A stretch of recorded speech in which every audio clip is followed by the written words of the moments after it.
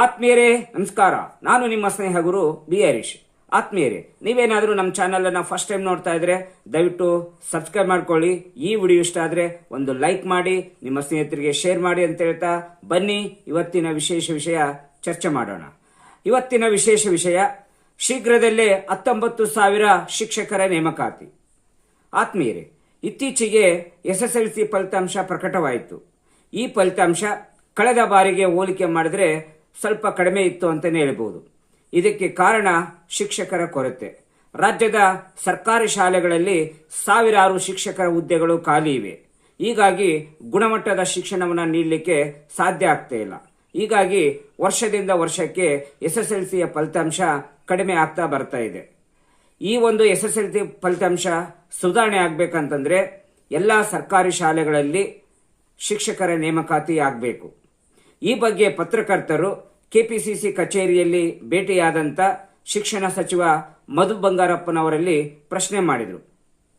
ಶಿಕ್ಷಕರ ನೇಮಕಾತಿ ಯಾವಾಗ ಆಗುತ್ತೆ ಸರ್? ಫಲಿತಾಂಶ ಕುಂಠಿತವಾಗಲಿಕ್ಕೆ, ಕಡಿಮೆ ಆಗಲಿಕ್ಕೆ ಶಿಕ್ಷಕರ ಕೊರತೆಯ ಕಾರಣ. ಹೀಗಾಗಿ ತಮ್ಮ ಅಭಿಪ್ರಾಯ ಏನು ಅಂತ ಕೇಳಿದಾಗ ಅವರು ಹೇಳಿದ್ದು, ಶೀಘ್ರದಲ್ಲೇ 19,000 ಶಿಕ್ಷಕರನ್ನ ನೇಮಕಾತಿ ಮಾಡಿಕೊಳ್ಳಲಾಗುವುದಂತ ತಿಳಿಸಿದರು. ಒಳ ಮೀಸಲಾತಿಗೆ ಸಂಬಂಧಪಟ್ಟಂತೆ ನಿವೃತ್ತ ನ್ಯಾಯಮೂರ್ತಿ ನಾಗಮೋಹನ್ ದಾಸ್ ರವರ ನೇತೃತ್ವದಲ್ಲಿ ಒಂದು ಸಮಿತಿಯನ್ನು ರಚನೆ ಮಾಡಲಾಗಿದೆ. ಈ ಸಮಿತಿ ವರದಿ ನೀಡಿದ ತಕ್ಷಣವೇ ರಾಜ್ಯದಲ್ಲಿ ಖಾಲಿ ಇರುವ ಸುಮಾರು 19,000 ಶಿಕ್ಷಕರ ಹುದ್ದೆಗಳನ್ನು ಭರ್ತಿ ಮಾಡಿಕೊಳ್ಳಲಾಗುವುದು.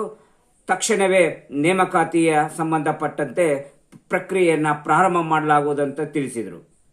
ಈ ಒಂದು ಶಿಕ್ಷಕ ಹುದ್ದೆಗಳಲ್ಲಿ ಪ್ರಾಥಮಿಕ ಶಾಲಾ ಶಿಕ್ಷಕರ ಹುದ್ದೆಗಳು, ಹಿರಿಯ ಪ್ರಾಥಮಿಕ ಶಾಲಾ ಶಿಕ್ಷಕರ ಹುದ್ದೆಗಳು ಮತ್ತು ಪ್ರೌಢಶಾಲಾ ಶಾಲಾ ಶಿಕ್ಷಕರ ಹುದ್ದೆಗಳು ಸೇರಿವೆ ಅಂತ ತಿಳಿಸಿದರು. ಹೀಗಾಗಿ ಕೆಲವೇ ದಿನಗಳಲ್ಲಿ ನಿವೃತ್ತ ನ್ಯಾಯಮೂರ್ತಿಗಳ ನೇತೃತ್ವದಲ್ಲಿ ರಚಿತವಾದಂಥ ಒಳ ಮೀಸಲಾತಿಗೆ ಸಂಬಂಧಪಟ್ಟಂತೆ ನಾಗಮೋಹನ್ ದಾಸ್ ಸಮಿತಿ ಒಂದು ವರದಿಯನ್ನು ತಯಾರಿಸಿ ಸರ್ಕಾರಕ್ಕೆ ಸಲ್ಲಿಸ್ತಾ ಇದೆ. ಅದಾದ ನಂತರ ಶಿಕ್ಷಕರ ಹುದ್ದೆಗಳ ಭರ್ತಿಗೆ ಸರ್ಕಾರ ಕ್ರಮವನ್ನು ಕೈಗೊಳ್ಳುತ್ತೆ. ಹೀಗಾಗಿ ಸುಮಾರು ವರ್ಷಗಳಿಂದ ಕಾದು ಕುಳಿತಂತ ಶಿಕ್ಷಕ ಆಕಾಂಕ್ಷಿಗಳು ಏನಿದ್ದೀರಿ, ತಾವು ಹಿಂದಿನಿಂದಲೇ ತಯಾರಿಯನ್ನ ಮಾಡಿಕೊಳ್ಳಿ. ಸರ್ಕಾರ ಯಾವಾಗ ಬೇಕಾದರೂ ಕೂಡ ಸುತ್ತೋಲೆಯನ್ನು ಹೊರಡಿಸಬಹುದು. ಹೀಗಾಗಿ ತಮ್ಮ ತಯಾರಿ ಹಿಂದಿನಿಂದಲೇ ಶುರುವಾಗಲಿ ಅಂತ ಹೇಳ್ತಾ ಮುಂದಿನ ಹೊಸ ಅಪ್ಡೇಟ್ ಒಂದಿಗೆ ಮತ್ತೆ ನಿಮ್ಮನ್ನ ಭೇಟಿಯಾಗ್ತೀನಿ. ಅಲ್ಲಿವರೆಗೂ ಎಲ್ಲರಿಗೂ ನಮಸ್ಕಾರ.